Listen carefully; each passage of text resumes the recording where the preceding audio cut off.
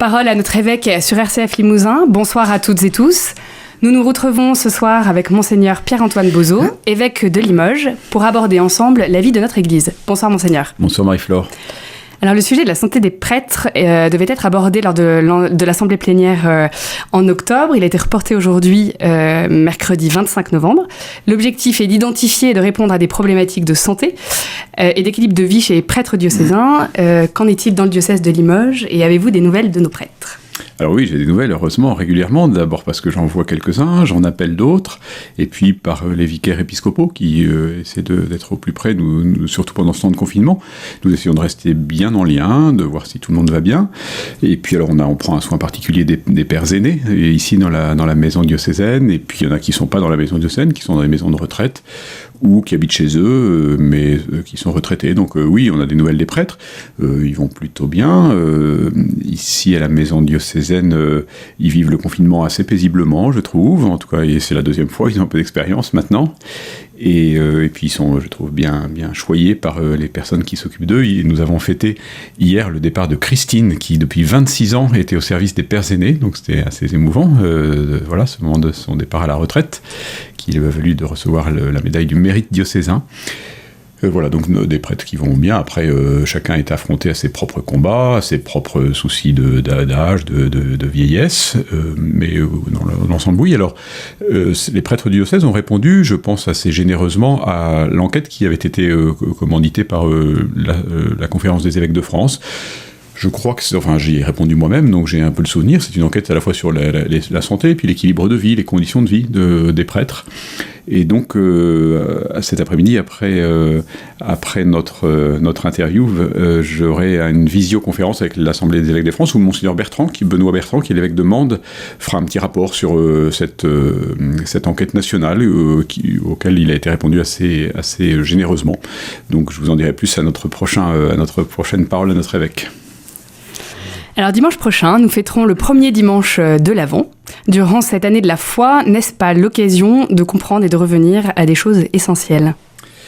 Toujours, c'est un nouveau début, une nouvelle année liturgique. L'Avent, c'est très beau. Moi, j'aime beaucoup. En tout cas, je suis très sensible à ces changements du temps liturgique. Moi, je vais déposer samedi soir les bréviaires du temps ordinaire et prendre les bréviaires de l'Avent avec des hymnes, avec des antiennes particulières. On va revêtir les ornements violets. L'Église nous donne tout ce qu'il faut pour nous mettre dans une condition d'une année nouvelle et puis de nous préparer à l'avènement du Christ, à l'avènement du royaume. Et donc, chaque année nouvelle, c'est une année c'est une occasion de résolution, de refaire des choix, et peut-être que dans ces temps un peu perturbés, un peu compliqués, on a toujours intérêt à revenir à l'essentiel. Et en tout cas, pour un chrétien, l'essentiel, de fait, ce sont c'est le mystère de l'incarnation d'abord, puisque c'est ça qu'on célèbre à Noël, c'est à quoi l'Avent nous prépare, entre autres choses. Donc revenir au cœur du mystère de la foi, c'est nous donner des bons moyens de continuer d'avancer dans la paix. Et peut-être qu'en effet, puisque sur la lettre pastorale que j'ai adressée aux diocésains, j'invite à honorer chacune des années qui nous préparent à 2023, année ostensionnaire, à honorer une vertu théologale. Donc la première, c'est la foi, et que peut-être savoir que notre vie repose sur quelque chose d'extrêmement sûr, qui est notre foi en Dieu, Père, Fils et Saint-Esprit, qui s'est révélé à nous dans le Christ pour nous sauver, pour nous faire connaître qui il était et qui nous étions. Et bien c'est là le cœur, et que nous appuyer sur ce mystère de la foi, l'accueillir avec peut-être un cœur plus généreux et plus confiant, c'est bien nous engager dans cette nouvelle année. Donc bon Avent à tous les auditeurs. Alors nous le savons, les mois écoulés n'ont pas été faciles, mais heureusement il y a également eu des belles choses. Que retenez-vous de ces derniers mois ? Alors c'est bien de retenir les belles choses, en effet, parce que l'actualité nous met sous les yeux, pas seulement l'actualité des médias, mais l'actualité que nous vivons, des moments difficiles, le confinement avec les drames en cascade que ça génère. Alors nous le savons, pour les chrétiens, c'est la grande souffrance d'être privé de la possibilité de se rassembler pour le culte, mais on sait très bien quel dommage ça cause chez beaucoup de gens. Je pense en particulier aux commerçants, à toutes les professions du monde de la culture, du spectacle. tous les petits artisans. Vous voyez qu'il n'y a plus de coiffeurs en me regardant. Les coiffeurs souffrent un peu de la situation. Donc c'est une situation quand même de grande détresse, non seulement pour notre pays, mais pour beaucoup de pays dans le monde. Donc c'est important de regarder aussi les belles choses qui se passent pendant ce temps-là. Alors dans notre diocèse, on a eu la chance depuis le début de l'année d'accueillir une communauté de 3 prêtres eudistes qui se sont installés, que j'ai installés à Saint-Léonard de Noblat au mois de novembre, pour qu'ils prennent à la fois en charge la paroisse de Saint-Léonard de Noblat, mais Saint-Léonard en Limousin, mais également des missions dans la pastorale de l'enseignement catholique pour le père de Passemar, pour l'accompagnement de la vie consacrée pour le père Menot, et puis plus largement une mission de formation. Ils vont prendre la succession peu à peu du père Laflavendrie au service diocésain de la formation permanente. Donc ça c'est une belle grâce, et je me réjouis que la congrégation des eudistes ait accepté, dans cette période difficile aussi pour elle, cette audace d'ouvrir une nouvelle communauté qui nous réjouit. Nous avons accueilli un prêtre de Pologne, le père Mateusz Konkol, qui pour l'instant confiné est tout concentré sur ses devoirs de français, puisqu'il a pour mission d'abord jusqu'à Noël surtout de s'engager beaucoup dans l'apprentissage de notre belle et difficile langue, mais on est heureux de cet échange aussi. Donc c'est l'archevêque de Gdansk, en Pologne, diocèse d'où est originaire le père Piotr Kiedrowski, qui est un prêtre du diocèse de Limoges, contrairement à ce que son nom indique spontanément, et donc grâce à lui on a été en contact avec le diocèse de l'archidiocèse de Gdansk, et ça nous a valu d'avoir un prêtre fidei-donum polonais, un jeune prêtre de 30 ans. Il se trouve que c'est le plus jeune prêtre du diocèse actuellement, peut-être avec le père Renaud, je ne sais pas exactement quel âge il a, mais il y a peut-être 30 ans aussi. Enfin, en tout cas, voilà, il fait partie des jeunes prêtres. Donc, l'arrivée de ce père Konkol, et puis j'ai eu la joie très grande pour un évêque, mais c'est pas une joie pour moi, c'est une joie pour tous, d'ordonner un diacre en vue du sacerdoce, Marie de Brice, un prêtre, Emmanuel Renaud, qui sont maintenant... Alors, le père Emmanuel, il est au travail, en études, puisqu'il a une mission d'études pendant 2 ans.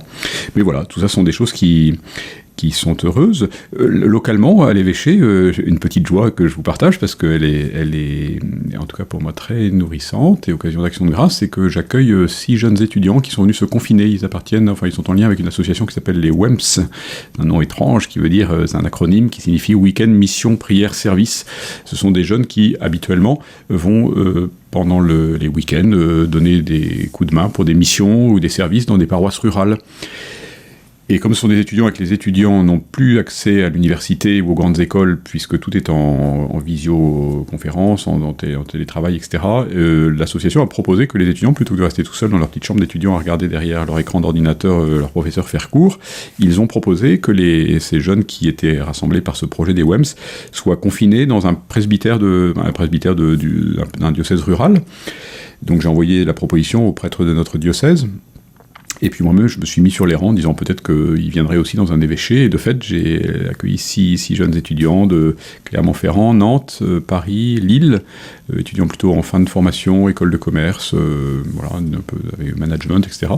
Et donc, ils mènent la vie commune à l'évêché, donc nous prions ensemble les offices, la messe, ils prennent les repas avec moi quand je peux, et puis le reste du temps ils suivent leurs cours, ou ils font leur télétravail parce que certains sont en stage, en alternance, et puis après ils ont des tas de petites missions dans le diocèse, donc je les ai mis en lien avec les associations caritatives, ils vont faire des maraudes, ils vont porter des colis pour Saint-Vincent de Paul, ils vont intervenir auprès des élèves dans l'enseignement catholique, voilà, donc ils sont très au service, ils animent les messes, ils sont venus animer les messes pour les pères aînés le mercredi matin, et voilà, donc c'est très joyeux, et ça, en tout cas, mais de l'animation dans l'évêché.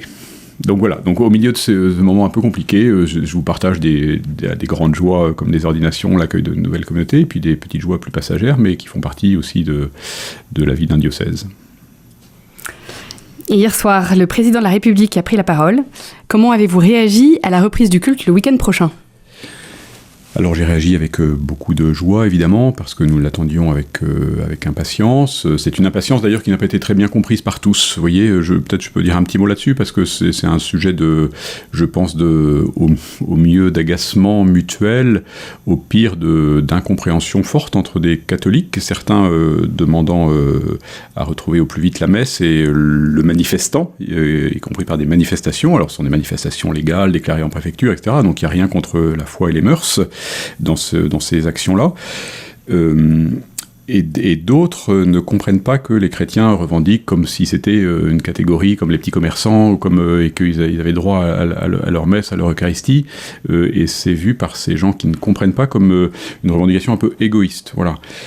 Et voilà, donc à chaque fois il y a un souci honorable, je trouve, de solidarité avec ceux qui souffrent, dans ceux qui ne revendiquent rien parce qu'il n'y a pas de raison qu'on ait un régime d'exception, et puis les autres parce qu'ils revendiquent une liberté qui n'est pas du même ordre, qui est la liberté religieuse, qui est une liberté un peu source, un peu fondamentale, et puis parce que ils pensent que de fait la réponse du gouvernement au plan sanitaire n'est pas adapté aux capacités qu'ont les églises, qui sont des grands et vastes bâtiments, qui ont mis en place avec succès les mesures sanitaires.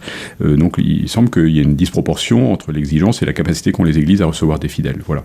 D'où la démarche qu'ont faite les évêques de France d'un recours auprès du Conseil d'État, qui n'a pas abouti, et puis de certains qui demandent en manifestant le retour des messes. Donc des incompréhensions mutuelles.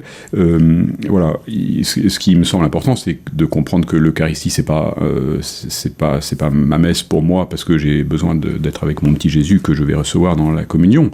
Il y a une dimension très intime et très profonde qu'il faut prendre en compte, mais la messe dominicale, c'est aussi et équivalemment le rassemblement des chrétiens, et cette dimension de rassemblement est extrêmement importante parce qu'on n'est pas chrétien tout seul et parce que c'est le mystère de l'Église, c'est ça. Dieu a voulu qu'on aille à lui les uns avec les autres, les uns par les autres. Et donc demander à retrouver le culte dominical, c'est pas une revendication catégorielle, c'est pas une revendication égoïste, je ne pense pas. C'est recevoir le Christ, ça engage. Et je pense qu'il faut surtout pas opposer, il faut au contraire réussir le plus possible à les unir. La rencontre du Christ dans l'Eucharistie et la rencontre du Christ dans les frères, et en particulier dans les pauvres. Et si on a besoin de l'Eucharistie, c'est pour mieux se donner, mieux servir les pauvres.